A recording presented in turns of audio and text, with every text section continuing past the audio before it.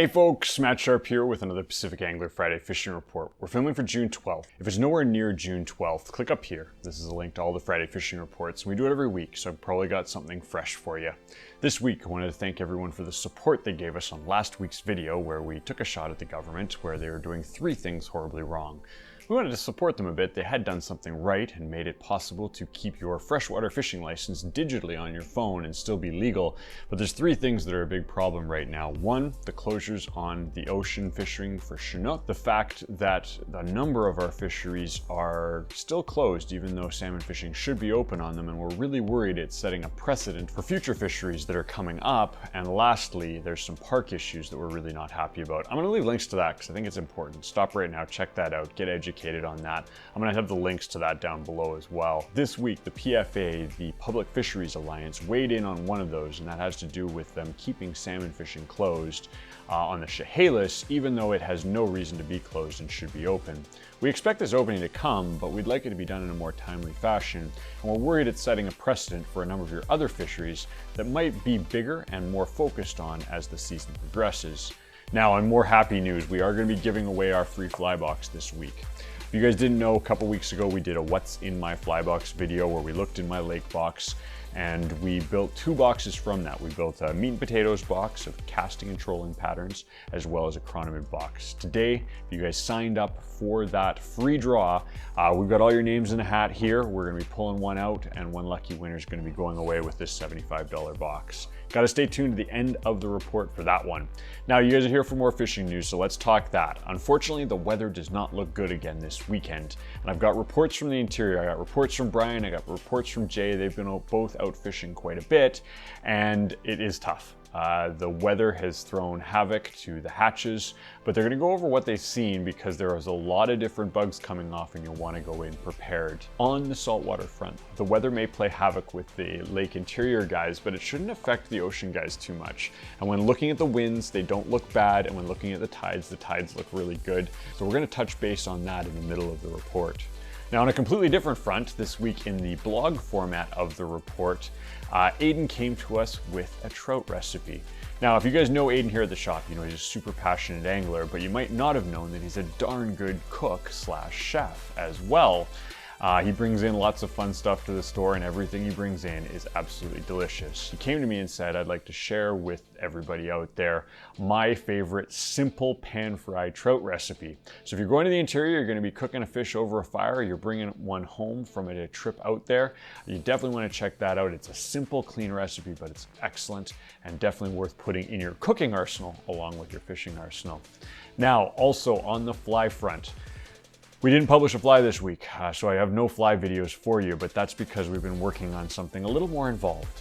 We have a friend, and he's been making us look bad.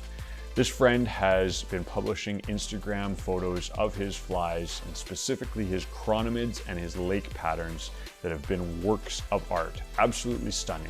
He's made me completely jealous, and this week we all sat down, Jordan, myself, and Zach, and we've been sort of tinkering with how he's getting the effects in these patterns. I'm going to share these amazing patterns with you this week, and next week we're going to try to tackle a video where, though we probably can't do them justice, we're going to look at the materials and some of the techniques that are done to get this amazing effect. So you definitely want to stay tuned. That's going to be by the back end of the report for all you fly tires. As always, guys, you want to see more reports like this, consider hitting that subscribe button, hit that like button. Let's get into her.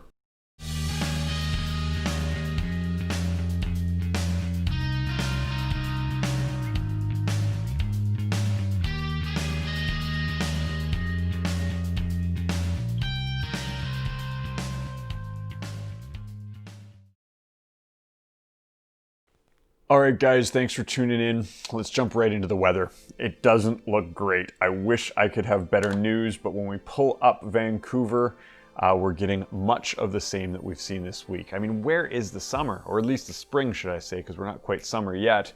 But I would like to see some sun, maybe get the shorts out, put on the sunglasses. So when we look at Thursday, I'm filming Wednesday night, just so you guys know. So as always, these reports do change quite a bit, but it looks like the general trend is going to be Friday, we're going to get 10 to 15 mils. On Saturday, we're going to get 1 to 3 with a little bit of sun poking through, and then maybe a little bit more sun on Sunday, but also maybe some rain. When we look a little farther out, we're hoping that this is going to change when we look at sort of the 14-day trend. We do see it warming up for next week to get above seasonal averages, back into sort of those 20s on the high. So you might be considering planning a trip. I'd probably have the option to go next weekend, not this weekend, especially if you're going up to the interior way. With that in mind, let's look at what Brian has to say. He says, we continue to have unsettled weather and fluctuating barometric pressure over much of the interior regions of BC, which has affected the success of fishermen on many lakes. AKA, it's been tough. Still, lots of chironomid emerging, as well as more Callibaetis mayfly hatches beginning to show up. Also, a few damsel nymph migrations started to happen in some of the lower elevation lakes. And his tip of the week here is those migrations are always found best on waters with abundant stands of long stem bulrush or cattails, as this is where the nymphs will be heading because it's how they pull themselves out of the water. They can't free form in the middle of a lake and just hatch out of nowhere. They have to drag themselves up. So it's a good tip if you're looking at a lake and there's one corner of the lake that's covered in cattails. You might want to head over in that direction and look for damsels. Use a clear intermediate line, cast and retrieve. I like a fairly shotgunny little strip when it comes to them. If you watch them in the water, they sort of scoot along with a jerky, erratic motion. But definitely worth having in your box right now. Definitely something to do on your scout when you're heading around a lake, trolling, checking it out, scouting it out, is look for those areas with bulrushes or cattails and look for damsels. Now, Jay was also out. He actually saw some caddis, which is the first I've seen of those this week. I'm going to share this picture with you, and he had tough fishing as well up in the Williams Lake area. So right across the board, hasn't been great for the last week or so, but hopefully with that warming trend that's coming in the 14-day, we should see that change a little bit for us. A little side note on the rivers. Obviously, we don't talk about rivers very much this time of year, but I was watching them, and I'm going to start watching them more because it looks as though they've crested. At least the major systems have hit their peak runoff levels, and they should be coming down. Now, a cold spring like this is not good for that because it holds back a lot of the snowpack, and it doesn't melt it off, so we don't see nice fishable river levels as early as we would like. Historically, this happens around July. But this year, I'm not sure. I'm going to be digging into it a little deeper. My gut is that it's going to be back in July for you guys to get out fly fishing the trout streams. But we'll touch base more on that as the weeks progress. Now, roll it out to Saltwater, Strait of Georgia. It looks like the winds won't be bad. Friday looks like 10 to 20. That's probably the worst day on the board, but not horrible. And then we've got Saturday 5 to 15, and then it's variable becoming southeast 5 to 15 on Sunday.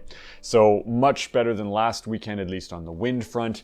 And when we roll it out to the tides, it's a similar story. We have on Friday, we've got a low slack at 7:03 and then a high slack at 10:45, fairly compressed small tides. So that should be a great time to get out for a morning fish. And obviously those tides just push through on to the Saturday, Sunday, Monday fishing, and they're all mellow. So it's definitely worth getting out. You should be able to catch 2 slack tides, which is always nice, and they won't be big swings either. So definitely worth getting out. The charters are going well. Call it in if you want to get out. This weekend wouldn't be a bad one if you can get a boat that is available. All right, on the fly front. Well, it's funny, if you guys know my Instagram, I don't have many followers, I don't post that much on it, but occasionally I go on a major deep dive of fly tying there. Sometimes it's warm water, sometimes it's steelhead stuff, but if you guys have followed, this week I went on a deep dive of really realistic chironomids, and I was copying someone. I was inspired and or a little jealous. A couple months ago, we started seeing these amazing patterns tied by a gentleman. I'm gonna leave his handle right here because he definitely deserves a follow. Ironically enough, we actually know him and he's a friend of the shop. We didn't put A and B together at the time, but now we have, and I've been talking to him and he said he'd love to share these patterns with you guys, and they are truly inspirational. What we're going to be doing over the next little bit is trying to break down how the heck he did it, how the heck he made them so beautiful. And I'm gonna have a video next week where we look at how to design a head like he's done here, as well as some of the tricks he's done in the ribbing. We won't be able to do these justice, he is a true master, but I wanted to share these guys with you, some inspiration for your chironomid boxes, and know that next week we're gonna be coming out with that video where we look a little bit more at how he's achieving this crazy look. Okay, we made it to the end. I'm gonna be pulling the name out of the hat. Lucky winner is gonna be getting the fly box, $74 value. If you don't live in town, let us know, call it in. You can either message on this, or I'm gonna put my email as well. Email me, and you can either arrange to pick it up here at the shop, or I can ship it to you, and as long as you are in the lower mainland, I'll do that for free. Okay, what do we got here? So, all right, I got two. I'm gonna pull that one. Oh God. Tommy Northcote. That other shop, it's that way. That's where you need to pick up the fly box.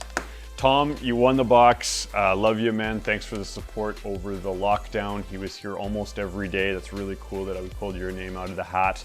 Pop by the store, tell the boys that you won, and this guy's sitting on my desk for you. And again, thanks to everybody who entered. We had over 200 people get in on that. Super fun. And till next time, guys, you want to see more reports like this, consider hitting that like button, hit that subscribe button. We'll catch you next week.